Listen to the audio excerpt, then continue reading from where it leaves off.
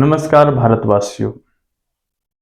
मैं आप देख सकते हैं पृथ्वी की उत्पत्ति के अंतर्गत अद्वैतवादी संकल्पना, उसके अंतर्गत कांट की वयावराशी परिकल्पना, पेरेंटल हाइपोथेसिस के अंतर्गत कांट का गैसियस हाइपोथेसिस आज हम पढ़ेंगे, व्याख्या करेंगे जो लिखे हैं। इसमें दो है अद्वैतवादी संकल्पना के अंतर्गत बहुत से मत प्रस्तुत हैं। उसमें कांट और लैप्लास के मत संक्षेप में इस पुस्तक में किया गया है, उसी के अंतर्गत हम करेंगे, पढ़ेंगे। तो अद्वैतवादी संकल्पना कहते किसको है?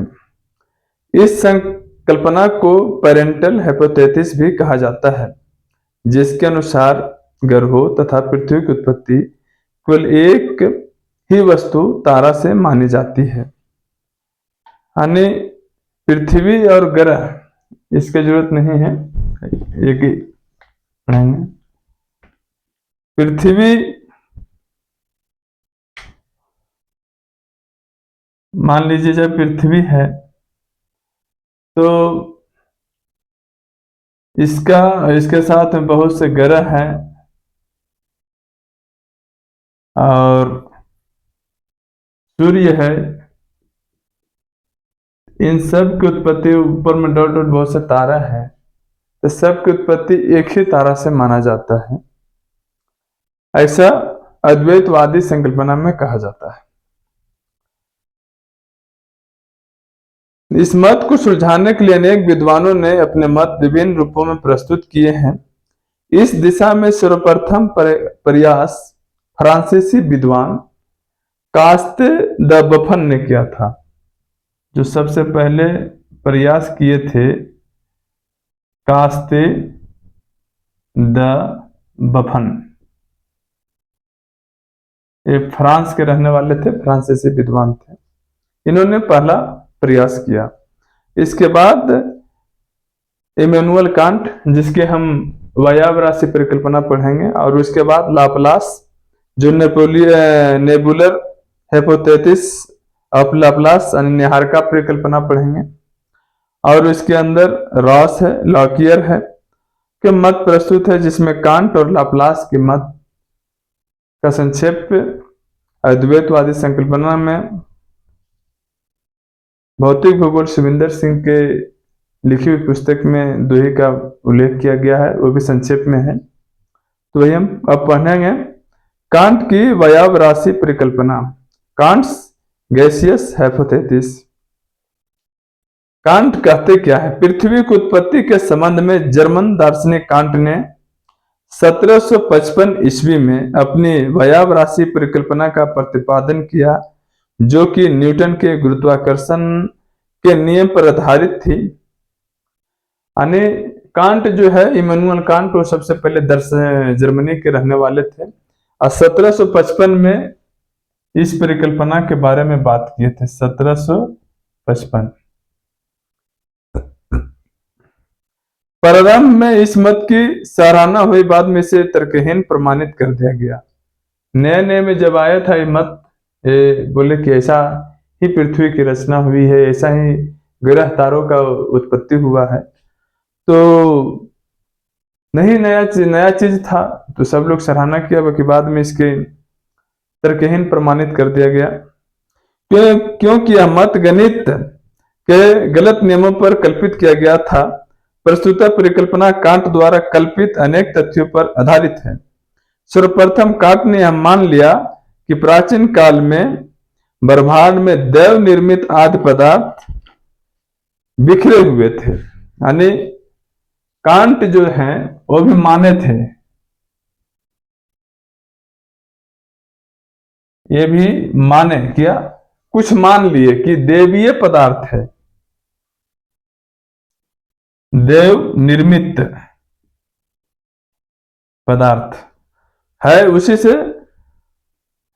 बिखरे हुए हैं, प्रारंभ में ये पदार्थ अत्यंत कठोर, शीतल तथा गतिहीन थे। पुनः कांट ने यह मान लिया कि आपसी आकर्षण के कारण ये कण एक दूसरे से टकराने लगे। इसी आपसी टकराव के कारण ताप तथा भ्रमण गति का आविर्भाव हुआ। ताप में निरंतर वृद्धि होती गई, जिस कारण आद्य पदार्थ एक वायव राशि में परिवर्तित होने लगे। ताप तथा भ्रमण गति के परिणाम स्वरूप प्रारंभिक शीतल तथा गतिहीन वायव पदार्थ एक तप्त एवं गतिशील निहारका नेबुला में परिवर्तित हो गया। अब यहां से पहले हम बता दें, ये दो चीज माना है, एक देव निर्मित पदार्थ माना और उसके बाद एक और माने क्या, आपसी आकर्षण, यानी देव निर्मित पदार्थ है ये है, उसके बाद में ये पदार्थ जो है आपसी में आकर्षण हो रहे हैं, ये दोनों चीज माने। उसके बाद अब देखिए, एक निहारका बना है, आकाशगंगा की तरह नेबुला बना है। निहारका ताप के आविर्भाव के साथ घूमने लगी, उसके आकार में वृद्धि होने लगी, जिस कारण ताप में वृद्धि से निहारका की परिभ्रमण गति में भी वृद्धि होने लगी। इस प्रकार निहारका इतने तीव्र गति से घूमने लगी कि केंद्र प्रसारित बल, केंद्र से बाहर की ओर जाने वाला बल,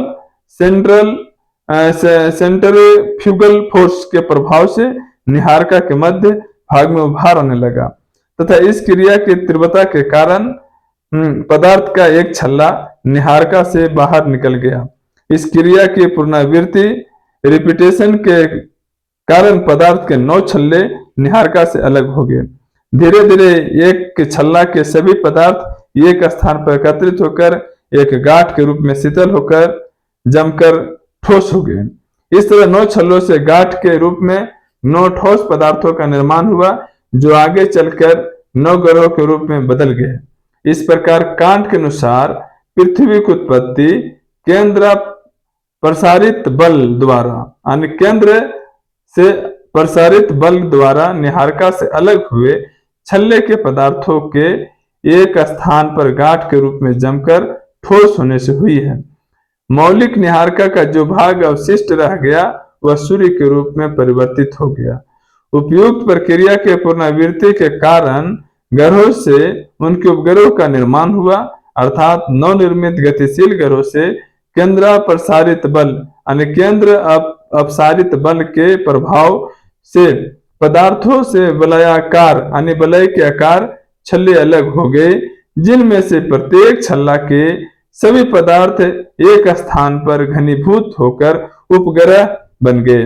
इस तरह संपूर्ण सौरमंडल का आविर्भाव हुआ। देखिए कितने अच्छी तरीका से बताया, मजा आएगा इसमें पढ़ने में। जब रस लीजिएगा तो सुनने में बड़ा मजा आएगा।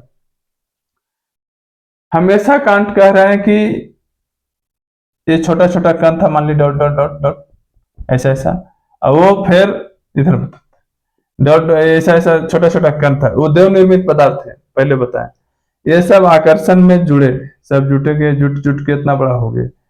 इसमें गति भी होने लगा, गति होते होते गति जब होने लगा, इसमें पूरा गति होने के कारण इसमें उभार हुआ। उभार होने के बाद 9 छल्ला के रूप में टूटा, यानी छल्ला मीन्स रिंग, इस टाइप से 1 2 3 ऐसे, और जो बच गया वो सूर्य हो गया।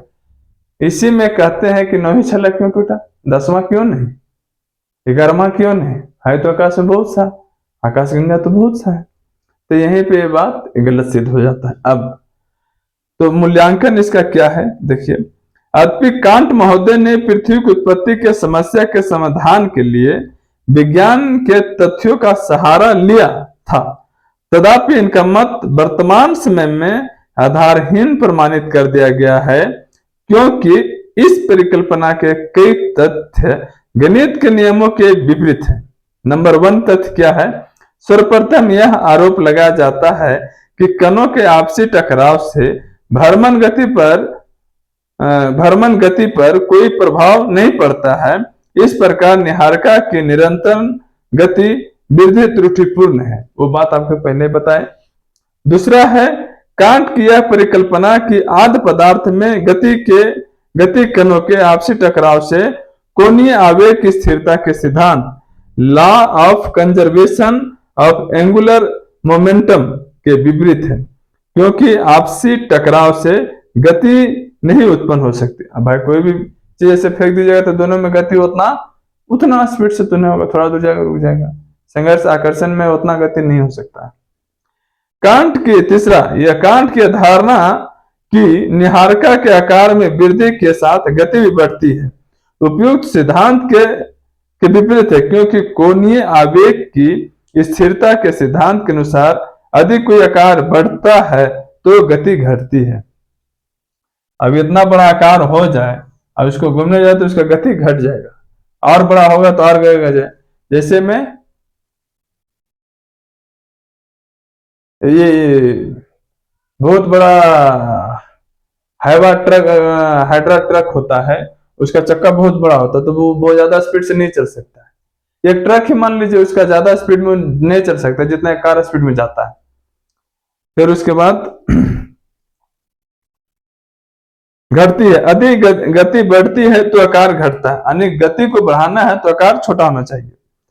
इस प्रकार मूल आधार ही है जिस पर कांट की परिकल्पना आधारित है गलत प्रमाणित किया जाता है। कांट की परिकल्पना का महत्व इस बात में है, उन्होंने इस क्षेत्र में प्रयास करके आगे आने वाले विद्वानों के लिए मार्ग प्रशस्त कर दिया। यह परिकल्पना आगे चलकर लाप्लास की निहारिका परिकल्पना की आधारशिला बनी। यानी यही जो कांट की वयाव राशि परिकल्पना है, गैसियस हाइपोथेसिस है, वो लाप्लास की परिकल्पना का आधारशिला बना। और इसके बाद वो लाप्लास अपना परिकल्पना दिया, नेबुलर हाइपोथेसिस, जो आगे के वीडियो में आप लोग देखिएगा। आज तक यहाँ ही, नमस्कार भारतवासियों।